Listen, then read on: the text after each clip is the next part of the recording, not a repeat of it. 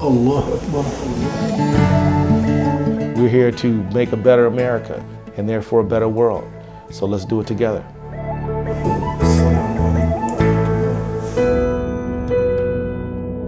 Congressman Keith Ellison tries to put emphasis on the fact that God is for the entire humanity, not just for a particular faith group. The last speech that Prophet Muhammad gave at Jabal Raqqa, you know, in Arafat, was a speech in which he said that the Arab's not better than the non-Arab, that the non-Arab's not better than the Arab, that the black's not better than the white, that the white's not better than the black, that the best among you is the most who's most faithful to his duty, and that racial discrimination has no part. And so the fact is that these are Islamic traditions, equality, fairness, all these things, you know, are very, very important to remember.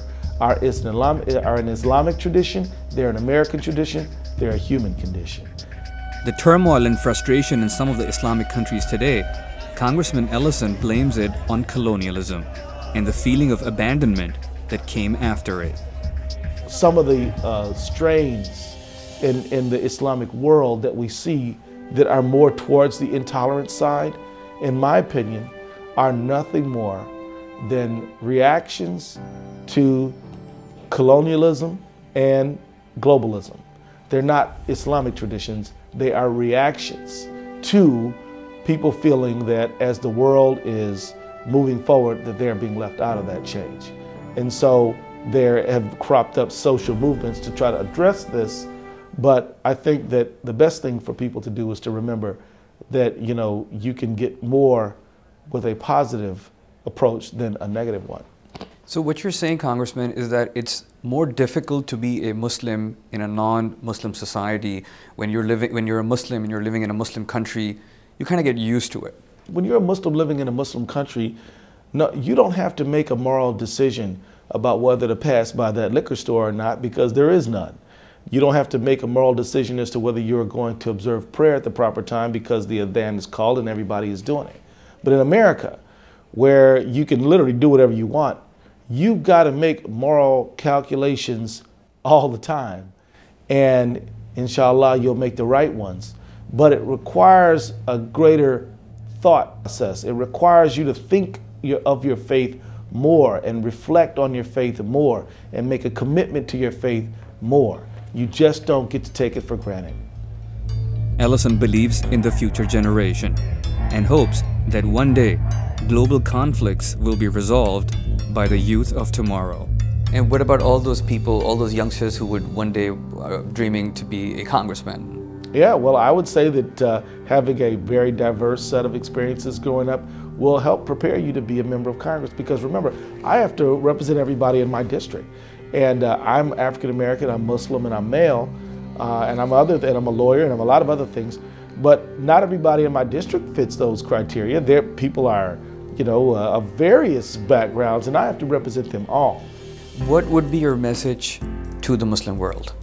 Reach out, look forward, be brave about the future, have faith that God is going to work it all out for you if you are a religious person, and don't be fearful, don't withdraw from the world, but think about how you can make a mark in this world that we're walking into right now in a positive contribution.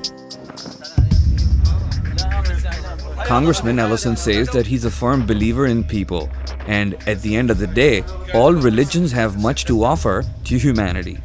I would say that the Muslim world has much to offer the rest of the world, and that these gifts that the Muslim world has to offer shouldn't be held back.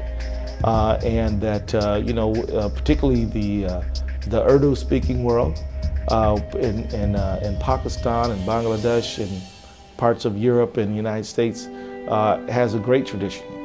And the world needs to know what you have to offer, so by all means offer it. And what about the people in the U.S. who might be afraid of you? Well, they have nothing to fear. We're here to make a positive contribution. We're here to make a better America and therefore a better world. So let's do it together.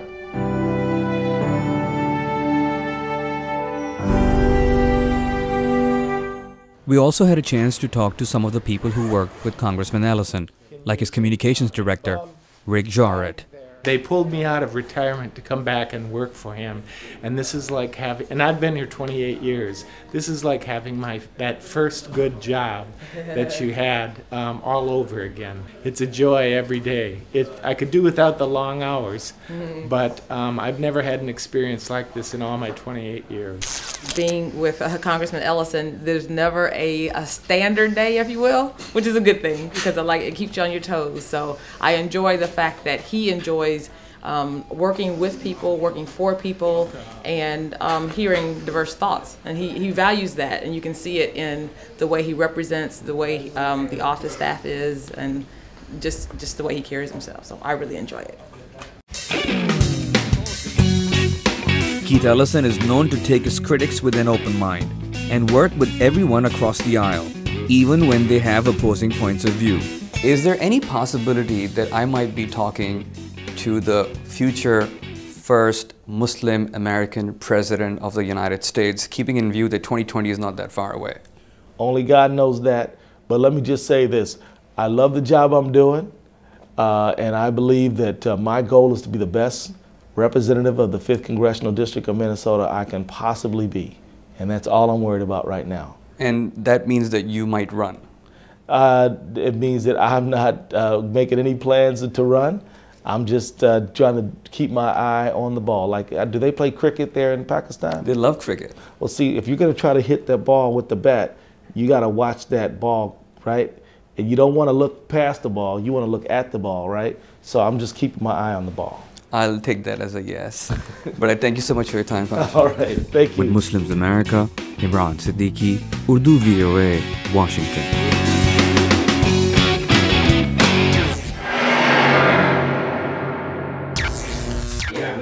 He's a good interviewer. Good job.